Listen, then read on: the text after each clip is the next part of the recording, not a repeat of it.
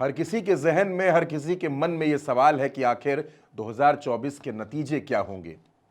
अभी 2 चरणों का चुनाव बाकी है, 2 चरणों का मतदान बाकी है, लेकिन 5 चरणों का मतदान खत्म हो चुका है और 5 चरणों के मतदान के खत्म होने के बाद तमाम लोग अपनी अपनी तरह से आकलन कर रहे हैं। आज हम आपके लिए 2 आकलन लेकर के आए हैं। एक आकलन है देश के जाने माने पत्रकार, वरिष्ठ पत्रकार हैं प्रेम कुमार जी, उनका आकलन है, और दूसरा आकलन है पत्रकार और लेखक संघ का। उन्होंने भी अपना एक अनुमान बताया है। इस वीडियो की शुरुआत से पहले मैं आपको एक बात बता दूं कि ये दोनों आकलन जो हैं, ये कहीं भी किसी भी तरह से एग्जिट पोल नहीं है। ये सिर्फ एक अनुमान है जो पत्रकारों ने लगाया है कि ऐसा हो सकता है। यानी आप इसमें कहीं भी एग्जिट पोल की कोई संभावना तलाशने की जरूरत महसूस ना करें और ना ही इसको एग्जिट पोल माने। ये एग्जिट पोल नहीं बल्कि एक आकलन है, अनुमान है। तो क्या आकलन है और किस तरीके से कितनी सीटें किस पार्टी में के खाते में जाती हुई नजर आ रही हैं, प्रेम कुमार जी ने अपना जो जमीनी आकलन किया है वो किस आधार पे किया है, किस तरीके से वो कितनी कितनी सीटें बांट रहे हैं एनडीए के खाते में और इंडिया के खाते में, और जो अखिल भारतीय पत्रकार और लेखक संघ है वो किसको कितनी सीटें दे रहा है, वो हम आपको इस वीडियो में बताएंगे और समझाने की कोशिश करेंगे। और ये भी समझेंगे कि आखिर इनका जो आकलन है क्या वो 2024 के नतीजों के आसपास फिट बैठता नजर आ रहा है, या इनका आकलन जो है ये महज इनका आकलन है। ऐसे तमाम आकलन पत्रकारों ने किए हैं। हर कोई आकलन अपने अपने हिसाब से कर रहा है, अपनी अपनी समझ, अपने अपने सोर्सेज और अपने अपने संपर्कों के हिसाब से जिस तरह से बात हो रही है, सीटों के गुणागणित को वो समझ रहे हैं, उस आधार पर आकलन हो रहा है। हम हर आकलन का सम्मान करते हैं, हर आकलन को सम्मान देते हैं, और ऐसे ही 2 आकलन पर आज हम आपसे बात करेंगे जो 2024 को लेकर बेहद ज्यादा चर्चाओं में बने हुए हैं। दोस्तों, ये हमने आपको बता दिया, ये इसमें लिखा हुआ है असेसमेंट बाय प्रेम कुमार। प्रेम कुमार हमने आपको बताया देश के वरिष्ठ पत्रकार हैं। ये आकलन है प्रेम कुमार जी का 2024 के चुनाव के परिणामों को लेकर। ये कहीं से एग्जिट पोल नहीं है। अपने इस आकलन में वो क्या बता रहे हैं, अलग अलग राज्यों में वो क्या सीटें दे रहे हैं, ये भी हम आपको बताएंगे। और शुरुआत करते हैं, देखिए 4 जून के नतीजे, इंडिया 307 और एनडीए 204। यानी प्रेम कुमार जी अपने इस आकलन में ये बता रहे हैं कि उनके मुताबिक देश में इंडिया गठबंधन की सरकार बन सकती है। उनके मुताबिक एनडीए जो है वो बहुमत से बहुत नीचे जा सकता है। और राज्यवार उन्होंने सीटें भी बताई हैं कि राज्यवार क्या कुछ हो सकता है इन 2024 के नतीजों में। सबसे पहले उन्होंने क्या बताया, उत्तर प्रदेश। दोस्तों, आप जानते हैं उत्तर प्रदेश सबसे महत्वपूर्ण राज्य है। 80 सीटें उत्तर प्रदेश में है।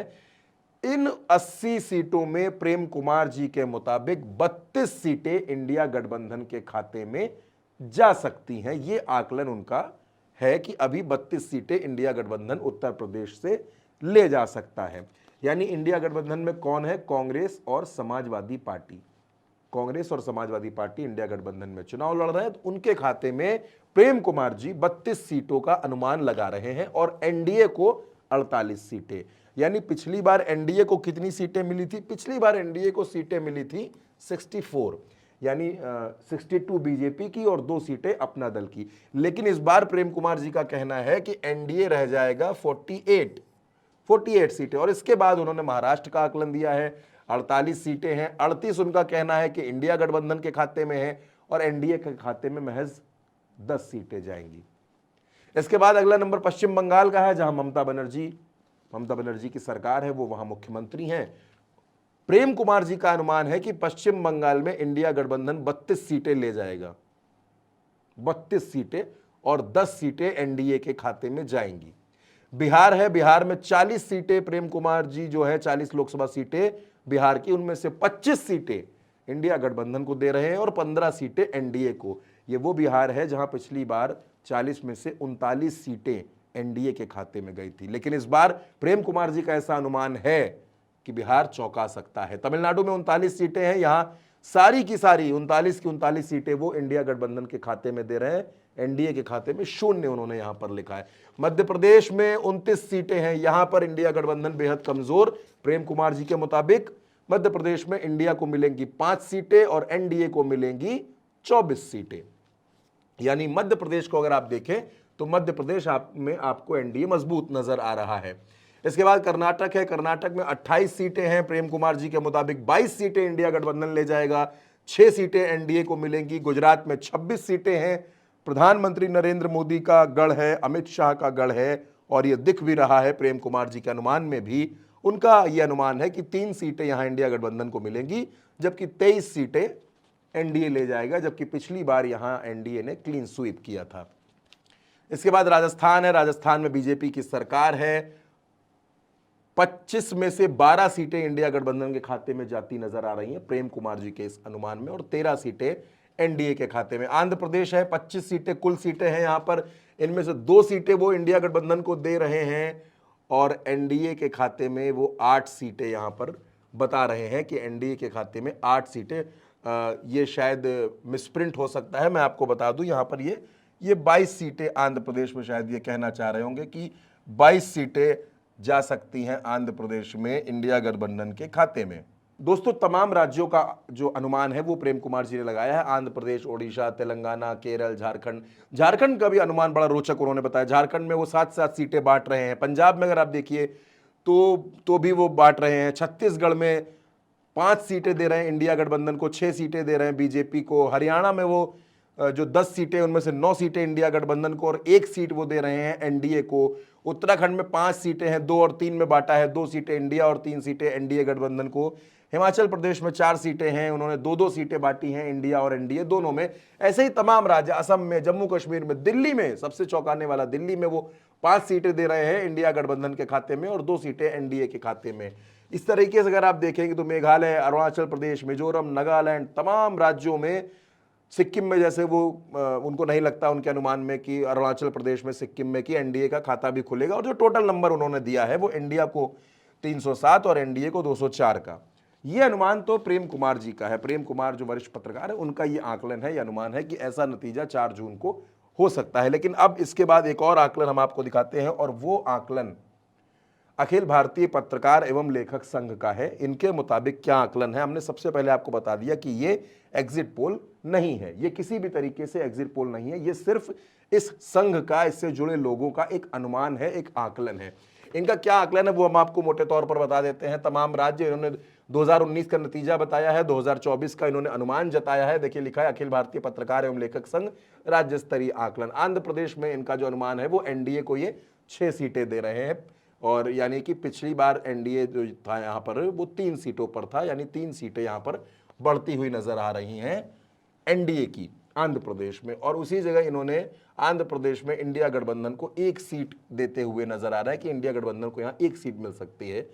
अरुणाचल प्रदेश में ये 1 सीट दे रहे हैं एनडीए को, 1 सीट दे रहे हैं इंडिया को। असम में 8 सीटें दे रहे हैं एनडीए को और 4 सीटें दे रहे हैं इंडिया गठबंधन को। बिहार सबसे महत्वपूर्ण राज्य, यहां पर ये 20 सीटें दे रहे हैं एनडीए को, और उसके बाद 20 सीटें ही ये दे रहे हैं इंडिया गठबंधन को। छत्तीसगढ़ में 8 सीटें दे रहे हैं एनडीए को, 3 सीटें इंडिया को। गोवा में 1-1 सीट बांटी है। गुजरात में 25 सीटें एनडीए को, जबकि प्रेम कुमार जी 23 सीटें दे रहे थे, लेकिन इस आंकलन में 25 सीटें गुजरात में मिलती नजर आ रही हैं एनडीए को। हरियाणा में 6 सीटें, तो हरियाणा में 3 सीटें मिलती नजर आ रही हैं इंडिया गठबंधन को। हिमाचल प्रदेश में 2 सीटें जा रही हैं एनडीए के खाते में और 2 सीटें जा रही हैं इंडिया के खाते में। झारखंड है 7-7 सीटें, यही सेम आप मान सकते हैं कि जो अनुमान था लगभग प्रेम कुमार जी का भी यही अनुमान था। कर्नाटक है, केरल है, मध्य प्रदेश में 24 सीटें दे रहे हैं एनडीए को और 5 सीटें दे रहे हैं इंडिया को। महाराष्ट्र में 38 सीटें इन्होंने जो बताई हैं महाराष्ट्र के चुनाव में, 2019 का जो परिणाम था वो बताया है, और इस चुनाव में 24 सीटें ये देते हुए नजर आ रहे हैं एनडीए को कि 24 सीटें एनडीए को मिलेंगी और 20 सीटें जा सकती हैं इंडिया गठबंधन के खाते में। इसी तरीके से तमाम राज्यों का इन्होंने आकलन किया। और सबसे महत्वपूर्ण राज्य उत्तर प्रदेश में पिछली बार 64 था परिणाम, इस बार लेकिन ये 48 सीटें इनका कहना है, इस संघ का कहना है, इस संघ के अनुमान में कि 48 सीटें मिल सकती हैं एनडीए को, जबकि 32 सीटें जा सकती हैं इंडिया गठबंधन के खाते में। इंडिया गठबंधन वो सीटें जीत सकता है। क्या इनका टोटल नंबर निकला है? इनका टोटल नंबर यह है कि 250 सीटें जीत सकता है एनडीए और 253 सीटें जीत सकता है इंडिया, यानी कि बहुत क्लोज फाइट इन्होंने दिखाई है। अब दोस्तों ये मैं आपको बता रहा हूं कि जो आकलन प्रेम कुमार जी ने किया प्रेम कुमार जी ने और पत्रकार लेखक संघ ने। प्रेम कुमार जी का आकलन इंडिया को 307 सीटें दे रहा है और एनडीए को 204 सीटें दे रहा है, जबकि जो पत्रकार संघ का आकलन है उसके मुताबिक पत्रकार संघ एनडीए यानी इंडिया को दे रहा है 253 सीटें और उसी जगह एनडीए को दे रहे हैं 250 सीटें, यानी कि ये 250 सीटें जाएंगी एनडीए के खाते में और 253 सीटें जाएंगी इंडिया गठबंधन के खाते में। ये अलग अलग तरह के दो आकलन हैं जो हमने आपके सामने रखे। ये किसी भी तरीके से कहीं से भी एग्जिट पोल्स नहीं है, ये अनुमान है, आकलन है जो प्रेम कुमार जी ने और अखिल भारतीय पत्रकार और लेखक संघ ने किए हैं। अब ये दोनों अनुमान कितने सटीक बैठेंगे, कितने सटीक नहीं बैठेंगे, ये 4 जून को पता चलेगा। फिलहाल जो आकलन हमारे पास था, जो आकलन हमारे पास आया, हमारा काम है उस सूचना को आप तक पहुंचाना कि ये तमाम आकलन लोगों के बीच में चर्चा का विषय बने हैं, लोग इन पर बात कर रहे हैं। ये कितने सटीक है, कितने सटीक नहीं है, इस पर हम और आप 4 जून को भी बात करेंगे। लेकिन फिलहाल ये दोनों आकलन, ये दोनों जो अनुमान है, इन पर हमने आपसे बात की। आपका क्या आकलन है, आप क्या सोचते हैं कि 4 जून को परिणाम क्या रहने वाला है? जो सीटें इनका बताना इन दोनों संघों का, चाहे एनडीए की चाहे इंडिया की, इस पर आप क्या सोचते हैं? अपना आकलन, अपना अनुमान आप हमें कमेंट बॉक्स में जरूर बताएं।